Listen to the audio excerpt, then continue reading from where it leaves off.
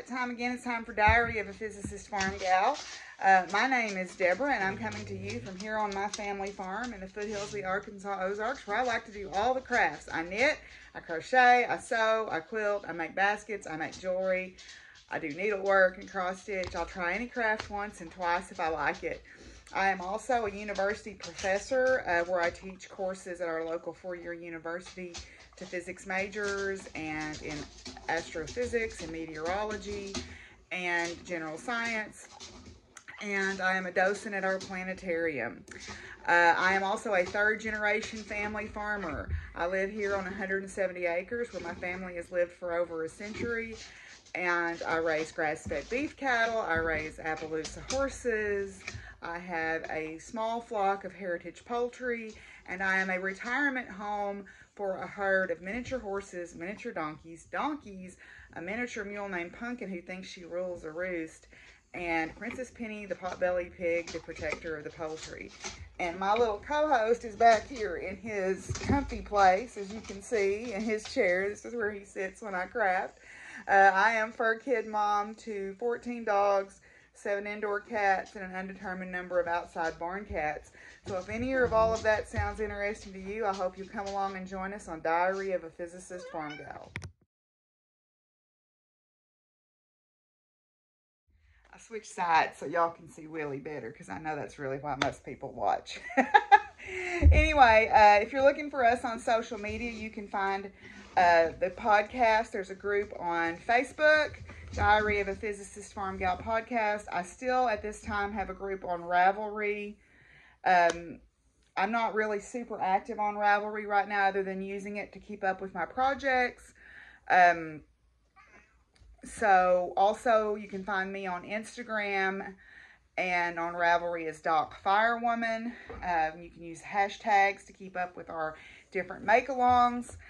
Just to quickly remind you what those are, we have the Farmgal Mal, which is basically any craft that you want to do. Just post it with that hashtag. And I periodically draw for pattern prizes. We have the No Shame Mal, so something that you wanted to start that maybe you had a bunch of other projects going, but you decided you wanted to start something new, has to be started after January 1st. Farmgal Mal, doesn't matter when you started it. You could have started it 20 years ago and finished work on it now. And you don't even have to finish it. You just have to show that you're working on things that you're enjoying. We also are working on the Long Dog Samplers Pandemic cross-stitch, a group of us. And so that's the DPF Pan Sal. And I'm hosting mini make-alongs. I just posted a video on Friday of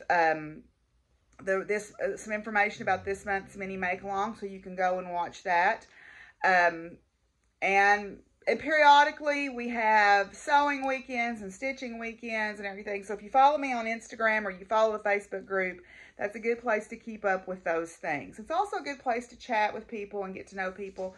We do have Zoom meetups fairly regularly, and I try to post about those on Instagram and Facebook.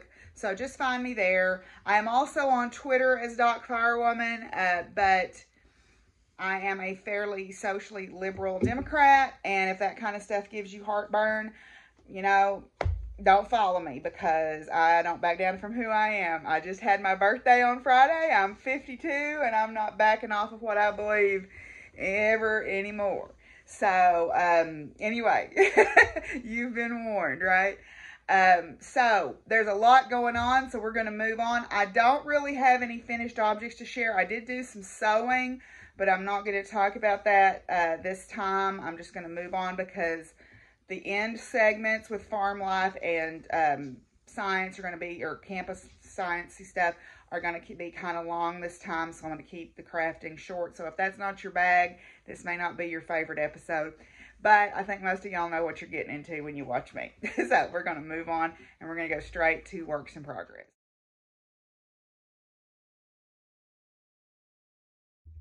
Okay, so the first story I'm going to tell is a little bit of a tale of woe here.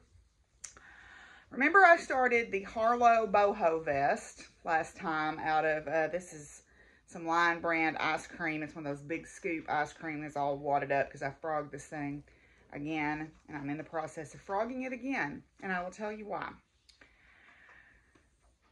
Although this pattern is size inclusive, now this is a paid for pattern on Ravelry. Although this pattern is size inclusive, they did not grade it for length. And the picture of the model had a vest that came down to about mid-thigh, which is what I was wanting. But I kept making this, and I had to go up a hook size to get it to gauge, because I tend to crochet tighter than I knit. And this is the front panel. And I looked at this and I went, now I know it's going to block some, but there is no way. There is no way. So I pinned it out and blocked it. And it hits me at a little bit below my waist. And that is not what I wanted. And I went back and got to looking at the directions. And every single size, even though they had made allowances for the size around, they had not adjusted the length. And so whether it went from extra small to a 5X, they had you cast on or chain the same amount of stitches. And that's what makes this front band here. So that sets the length of your vest. Now I know that. Even though there was no schematic, it's a little hard to figure out what you were doing. Now I know that. And I could go back and start this a fourth time. And I probably will at some point. But right now I'm mad at it. And I don't want to make it. So this is going to get, I don't know if it's going to get frogged or if it's just going to get cut off. Because see, now if I want to make it as long as the pattern picture, I don't really know how much yarn I need. And, well, I just broke my yarn, so I guess I'm just going to throw this away or use this for I don't know what. I guess I could sew it up and make a little bag or something out of it. But this is just... I mean, I'm not a pattern writer, so I'm not going to critique anybody's pattern writing skills. But generally, as people get larger in sizes, you're going to need to make things longer, I would think, because we take up more of the slack up top. Some of us do. Not everybody does, but we take up more of the slack. So I got really frustrated with it, and I decided I would quit it. I bought another pattern and the yarn to make it. So we'll see. I don't know. Right now I'm just mad at it and I don't want to fool with it. I could start it again. I need it to be about probably twice as long as it is. So that means I'm going to have to double the length, which means it's probably going to take twice as much yarn. And I don't have enough, according to the pattern specs, to do that. But anyway, I mean, I realize I can buy that line brand yarn pretty easy. It's on Amazon or wherever. So that's my tale of woe. Now, the other side of that, though, is I started a new crochet project. This is the Crimson Cardigan, and I failed to look up the name of the person, but it is a crocheted sweater, and she didn't have a schematic in the pattern. Now, it's a free pattern if you want to go to their website, and it's got the ads and stuff in it, which is fine. But somebody had done a schematic in their project page, and I found it. So this is how far I am on it. Basically, this is the back collar or the back yoke, and then you come around and this is the front. And you can see where these markers are. You can kind of see that's where the raglan, I don't know how well you can see that. You can see that's where the raglan is. There's a series of chain stitches going in a diagonal here that's going to make your raglan. So basically, where these two markers are, eventually they're going to come down and I'm going to join, and that's going to make my armhole. Okay. So, yeah, so this is the Crimson Cardigan. It's a waffle stitch cardigan, and this is as far as I am on it because I haven't worked on it in about a week and a half.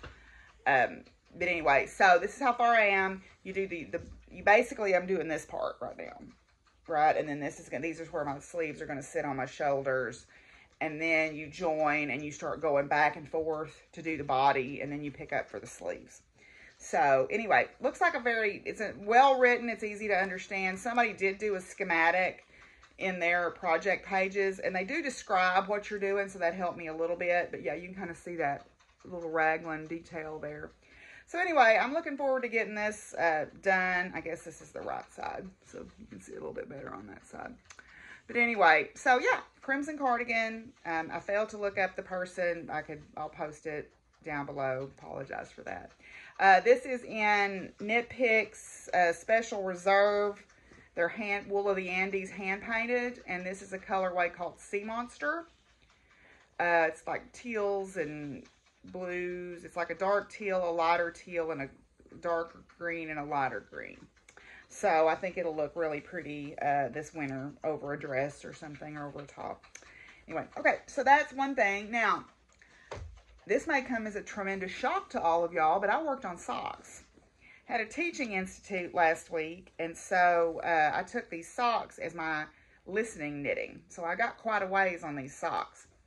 If you remember the last time I showed you, these are the Fernway socks by Knitting Expat. This was her Wanderlust Sock Club from 2018.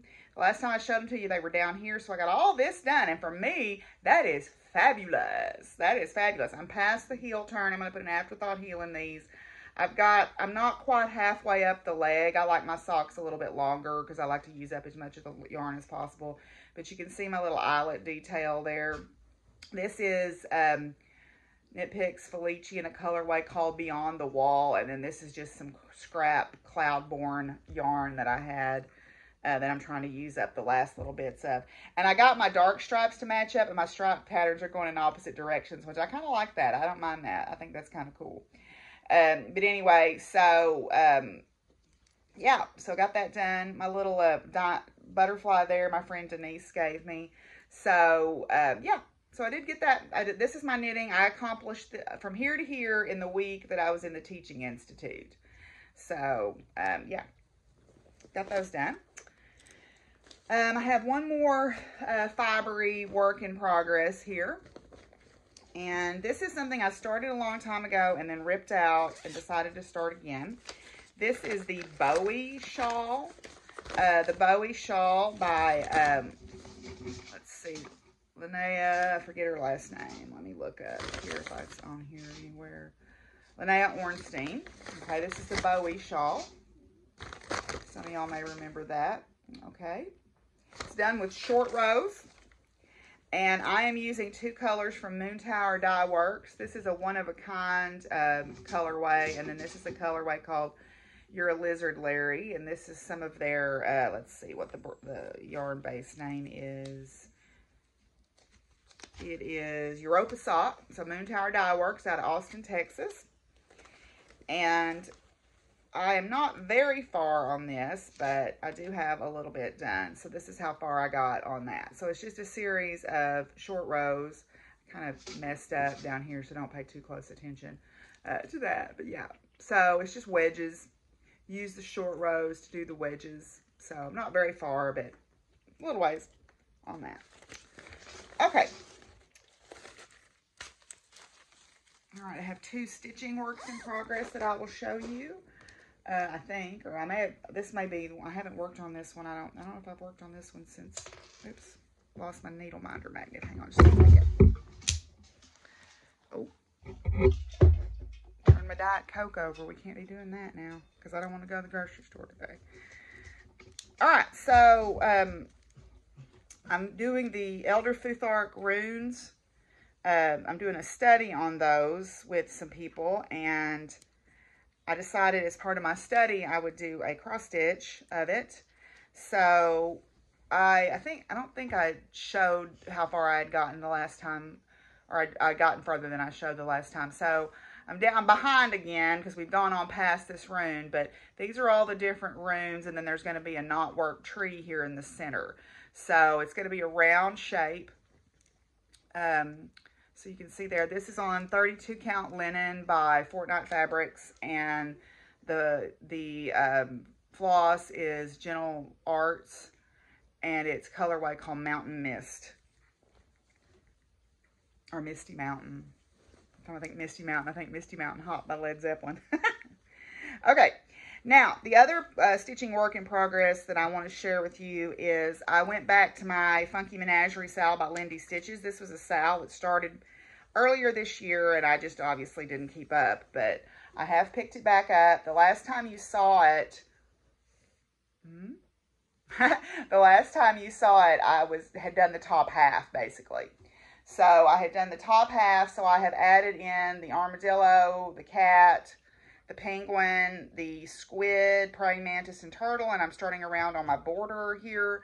and then I'll just have to add the last quadrant there and it will be done. Okay, so I'm doing this mostly in the called for DMC flosses. There was a couple of substitutions I had to make because I had ordered floss from my local needlework shop, and then I ordered the wrong number that I needed. I ordered one that I already had and then missed out on one that I didn't have. So I did make a couple of little substitutions in that, but mostly it's the called for DMC floss. This is on 28 count Joblin over 2 by Be Stitch Me. This was one of their color club colorways. Well, I think it was the very first one I got. I think it's called Lotus. So got that. And those are all of the works in progress that I'm going to share with you. And honestly, I haven't put a lot of thought into future crafting, so we're going to just go on, I think, and talk about stuff, because I got a lot to talk about in science-y stuff and in farm life. So big news going on, big things happening, and so let's just move on to that for today. So like I said, if you're not interested in that kind of stuff, thank you for stopping by. Normally there's a lot more crafty content, but there's some things going on right now where I haven't been able to craft as much, so we're going to move on and talk about life stuff. So thanks for coming if you're taking off, and if not, we'll see y'all on the other side here.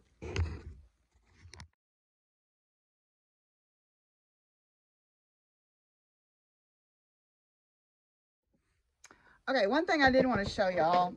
My friends Marla and Gypsy got me the Everyone is Awesome Lego set when they went to Disney the other day. I was like, yay! Yeah, I'm going to put this in my office when I put it together.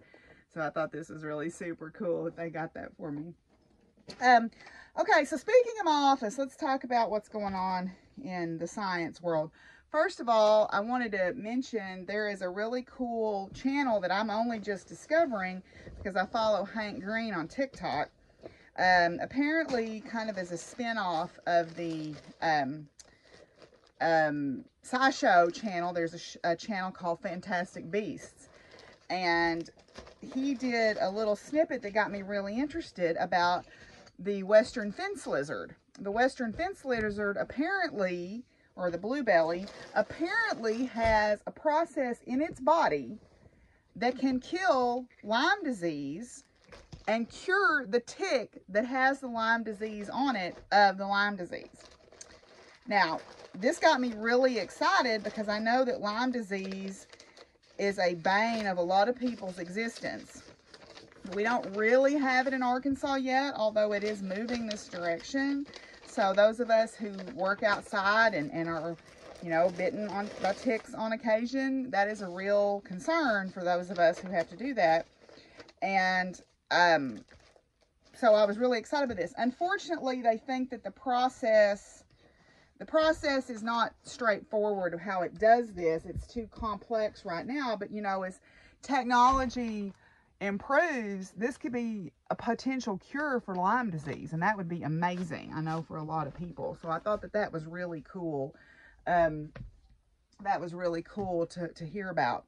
Let me grab my scissors real quick.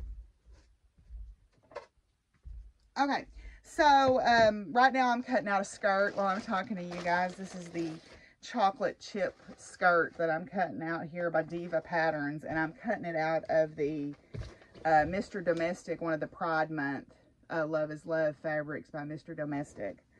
But anyway, so what's going on campus? Well, I just finished my summer school class for summer 1, and I'm going to see Grace on Tuesday for lunch before she gets ready to leave to go to Maryland.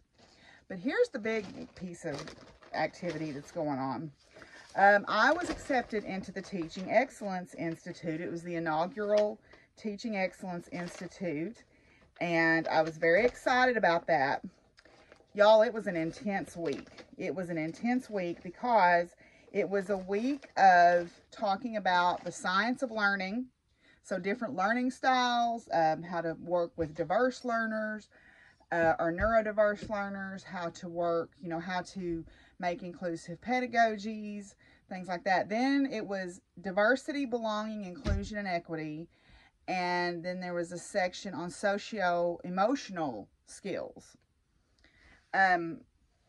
Y'all, it was a week now. It was from 8:30 till 4:30, Monday through Friday, and we were on the entire time. It was exhausting. It was wonderful, but it was exhausting. And I will tell you what, I have already been trying to work on myself in terms of doing things like anti-racism work and inclusive pedagogy and, working against the ideas that, LGBTQIA plus antagonizing, those kind of, moving those out of my life. I've learned that I don't like the word homophobia because I don't think it's fear of those people. I think it's hatred, and phobia is not the right word. So antagonistic is a better word.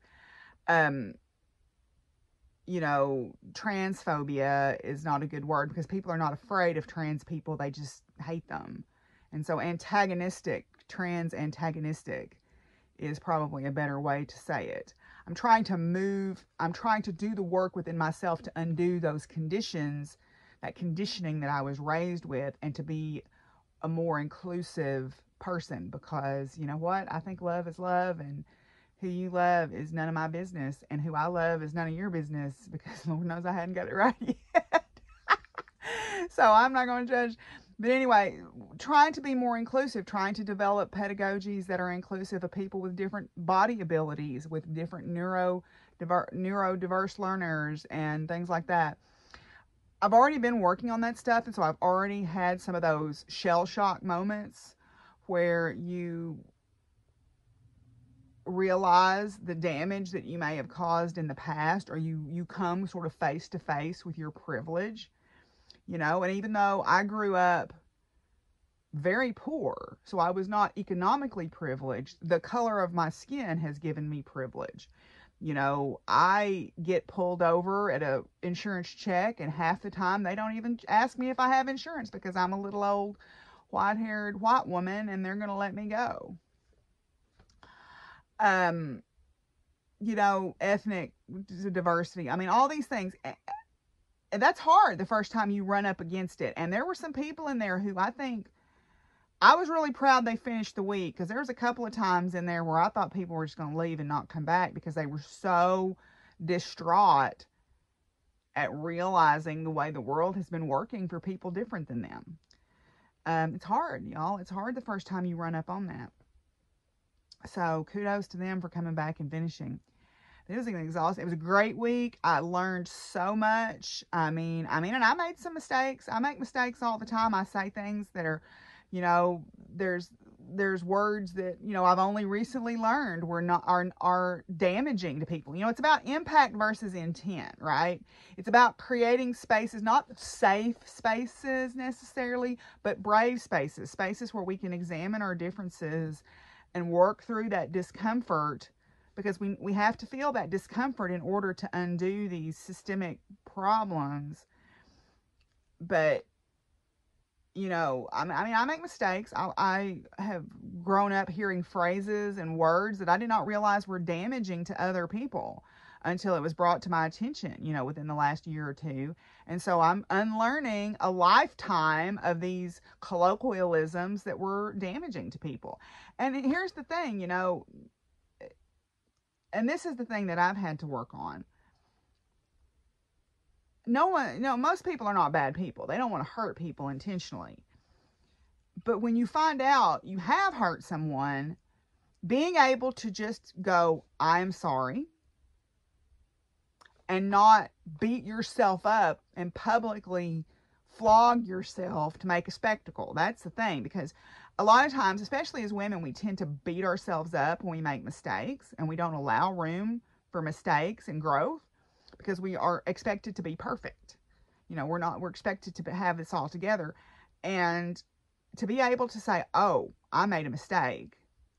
I'm sorry that hurt you, or I am sorry I did not realize that. And then just to stop and keep the focus on the person who was hurt and let them, work through the moment instead of trying to put ourselves in the spotlight or center ourselves. That's the hardest thing I think it is for a lot of people to do, because we are so, most of the time embarrassed, ashamed, and upset, because we would never intentionally hurt someone. So we have to learn that by continuing to flagellate ourselves, that kind of continues to hurt them, because we're taking the focus off of them and putting it back on us. That's been the hardest thing for me to do. And I still make mistakes and I have to work at it. But I think it's really hard for people just to say, I'm sorry, and not continue to beat themselves up, and just say, I'm sorry, and try. The real apology is in the change behavior, right? The real apology is in the change behavior. So, anyway, it was a week, boy, it was a week, and I'm glad I did it. Boy, am I glad I did it. But my gosh, it was tiring.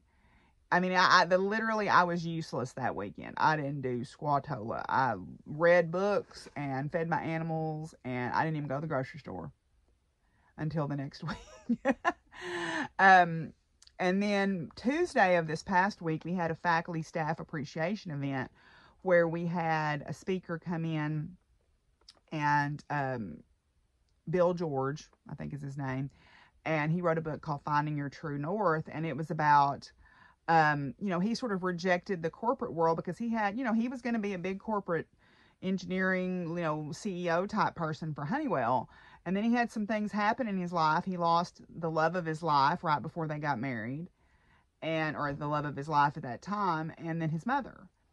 And, it kind of put into perspective what life was really about. And so he ended up sort of changing focus and understanding that even though he's a well-off, upper middle-aged white man now, he has to do this work too.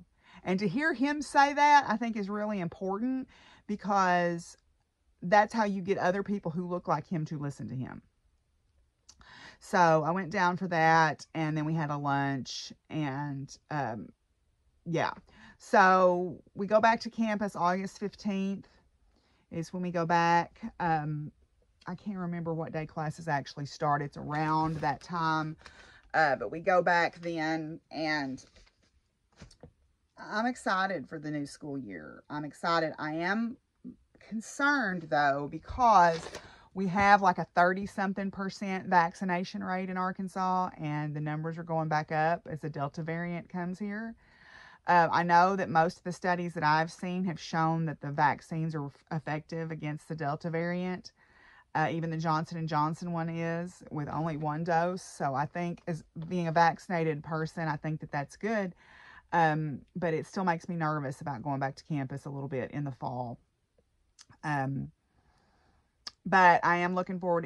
That was the other thing that was so intense about that workshop. Here for a year and a half, basically, or a year and 3 and 4 months, I haven't really been around a lot of people other than at the barn, and that's not that many people, and we're spread out. I was in a room with 40 people from 8:30 to 4:30, or 8 to 4:30, 5 days in a row. Wow, I forgot what that felt like. I forgot what that felt like. So, anyway, yeah, that's kind of what's going on there. I'm looking forward to going back. I told Jessica I'd talk about the black hole eating the neutron star. Sorry, Jessica, I'll have to save that for another time. I'll have to read up on that article and talk about it for another time. But that's kind of what's going on campus. So we're going to move on and talk about farm life.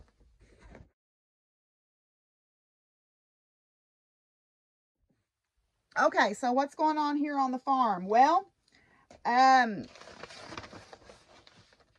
horseback riding. Didn't do that for 2 weeks because we were off from the barn this past week, and then I was at the teaching workshop. But things are going well there. I'm planning on trying to ride Trixie for the first time coming up. But there may be a slight snafu in that, and I'll talk about that in just a little bit. We are halfway through our summer riding program now. My string trimmer, my weed eater, has died. I have let my yard go a little feral. Well, feral is not even the right word. It is overgrown, which is, the big parts of the yard I can mow with the bush hog.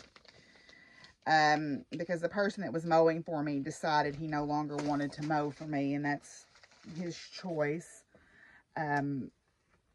you know, we have slightly different views on the world, shall we say, and that's fine. But so my string trimmer has broke or give up. I guess it's just give up. It's not broken. It's just worn out. It lasted 4 years, which is, or 5 years. And that's pretty good for a string trimmer around here. It's one of those push type ones. But I am getting some tomatoes and some blueberries, and I've got pears on my trees for the first time. Yay! I had pears this year. So my cross-pollinating worked. Yay!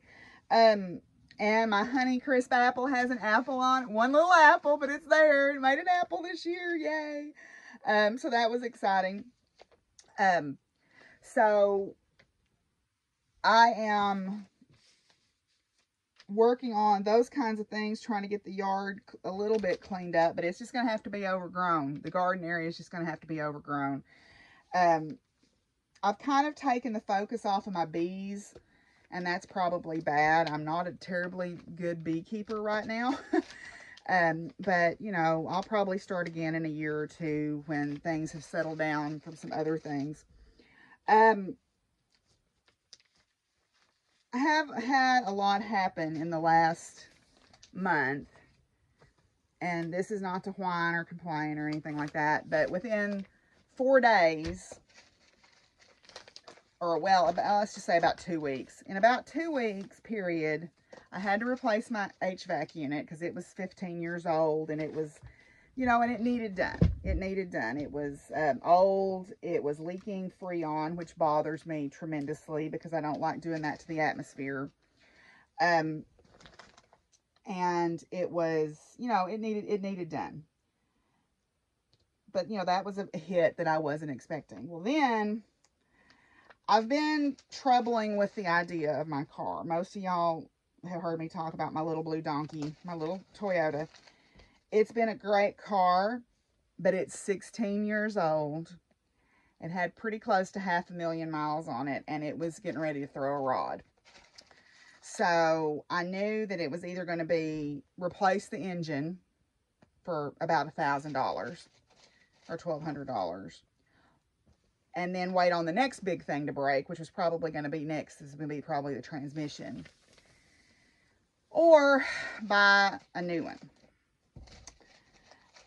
And I finally decided, or drive my truck to work, which is my third option. But my truck gets terrible gas mileage because it's a farm truck. You know, it gets terrible gas mileage. So that would be prohibitively expensive. So I finally put a pencil to it and realized that I could purchase a new to me car and put the fuel in it and pretty well pay the insurance on it for what it would cost me for gas in my truck, and then that's not miles on my farm truck, because my commute daily is about 100 miles round trip. Okay, that's if I don't go anywhere else. That's just to work and back, which is fine. I don't mind a commute. So I got to looking a little bit, and I found a really good deal on a Nissan Rogue Sport that was a 2019. It was very low miles, and it was in my price range. So I bought a new to me car. So that's exciting, you know, but that does mean that my insurance is going to go up, and my property taxes will also go up. And, you know, it's just expense that I hadn't necessarily planned on taking on, which that's fine. You know, it'll be fine. Well, then after all of that, Baxter, my big orange tomcat, who y'all have seen plenty of times, I'm sure, if you follow me on any of my socials, got very sick and had kidney stones. And things were very sketchy. He had to be in intensive care at the vet for about 5 days because he pulled his catheter out, which caused swelling, which meant they couldn't get him cleaned out, and he was in a lot of pain. And you know, the vet called me on Wednesday, and he said right now it's 50-50 whether he's going to come home or not, ever. But luckily, you know, they were able to catheterize him again and get the swelling down with a laser therapy treatment, which they gave to me for free, which I thought was really nice. You know, get the swelling down and get him cleaned out. Now he has to be on a special diet the rest of his life. It's low pH. You know, you've seen that, you know, formula at the feed with the cat food, with the indoor cat, usually have like a urinary tract formula. That's to lower the pH of their urine so that they don't develop kidney stones. But, you know, that was, I mean, and I'm not going to talk about how much it was, but there were a lot of people that would probably roll their eyes if they knew how much I spent on him. And that's fine. I don't care. I'm glad to do it. You know, I took him on as a responsibility. I love him to death. I would be aggrieved if something happened to him. So, you know, it was not a question to me as long as I was able to, you know, do it. But, you know, that's another big hit, which is fine. Just stressed me out a little bit, you know. It was like right then in 3 days. Well, now it turns out I had been having trouble, and I haven't talked about this, I don't think, on here because I was trying to just kind of figure out what I was going to do. I have been having issues with my gallbladder since about a year ago. They weren't severe. They were only happening once every couple months. So I was able to just kind of thought, you know, I'll try changing my diet. I'll try doing this. I'll try doing that. Well, nothing's helping. And they're starting to get a little bit, when I do have an episode or an attack or whatever you want to call it, it's starting to get worse. And, you know, there were a couple of cautionary tales. A friend of mine had problems with hers and she put it off and then ended up having an emergency situation. And then my chair, or my dean at work, over Christmas was actually in the hospital for 5 days because he let his go too long and didn't see to it, and then ended up in the hospital for a week, basically.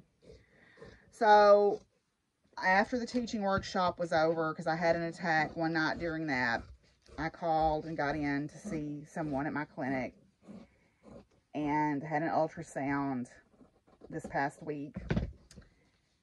And so I'm going to have gallbladder removal, which is no big deal. I mean, that's a minor surgery, but no surgery is really minor. I've never had surgery before. I'm a little bit nervous. You know, I've got insurance, and I'm very grateful for that. You know, I haven't met my deductible this year, so, you know, I'll have to work something out about that. But, you know, we'll deal with it. It's just a lot, you know, right here all at once. But Baxter was pretty touch and go, and I'm just very glad that he's all right, because I took him on Friday, and they kept him over the weekend in ICU care, and finally, by Wednesday, I went to see him, and he kind of turned the corner. You know, that morning, the day before they had called me, I guess it was Tuesday, they had called me and said, you know, we're struggling here. And it's going to be, we're going to have a problem. If we can't do this thing, we're going to have a problem. So I went to, you know, luckily they were able to. I went to see him the next day. I got him to eat a whole can of food. He was so excited to see me. And, you know, it was good. He was out of the woods by that point. We knew he was probably going to get to come home unless something just very odd happened. And he was able to come home the following Friday. So thank goodness for that. You know, everything else seems to be going well. You know, my horses are all, so far as I know, doing well. I haven't seen them this week because we were off from the barn, but I've been getting reports from the feeding crew that they're doing fine. We start back tomorrow with the riding stuff, so I'll be glad to see them. You know, that'll be good, and we'll get back to riding. So that's kind of my long and sad tale of woe there. It's kind of depressing. I'm sorry. But yeah, things are fine. And I know gallbladder surgery is fairly minor, but as you know, no surgery is really minor. Everything, you have to take everything seriously. So I'm going to have to figure out, I go for my consult this coming week, or no, next week, because he normally does consults on Mondays, and because of the Independence Day holiday,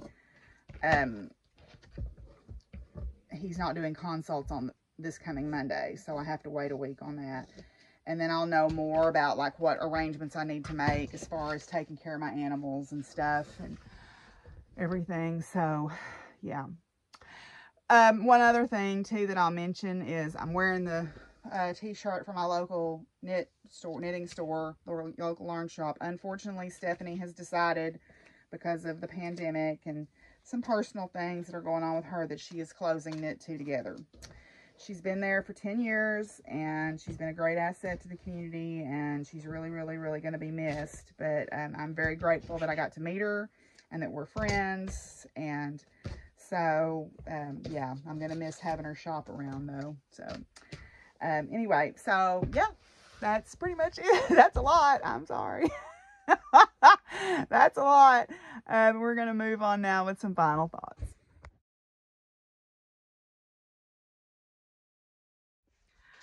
Okay, so I'm going to wind up here. Willie is desperately looking at my peanut butter sandwich that I've made here.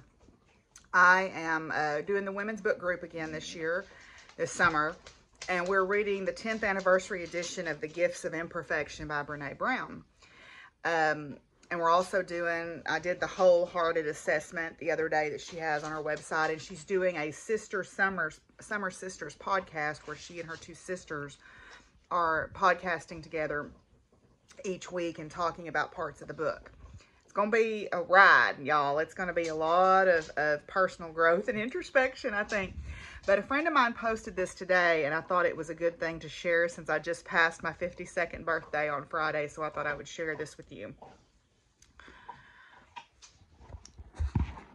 I think midlife is when the universe gently places her hands upon your shoulders, pulls you close, and whispers in your ear, "I'm not screwing around. It's time." All of this pretending and performing, all these coping mechanisms that you've developed to protect yourself from feeling inadequate and getting hurt, has to go.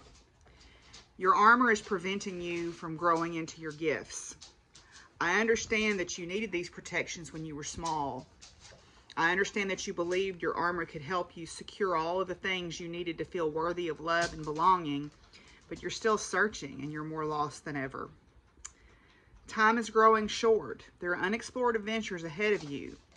You can't live the rest of your life worried about what other people think. You were born worthy of love and belonging. Courage and daring are coursing through you. You were made to live and love with your whole heart. It's time to show up and be seen. I needed to hear those words today, and I hope that they can be of help to you. I know this was kind of a different episode than what y'all are probably used to. There's a lot going on in my personal life, but I mean, nothing super traumatic. Hopefully next time it'll be back more to the craftiness, and everything will be a little bit more well lined out. So until I see y'all again, y'all be good to each other and take care of each other. And what, Willie? Peace out, y'all. Bye. What is it? You can't have my sandwich. Hi. Hi. What are you doing? Hi.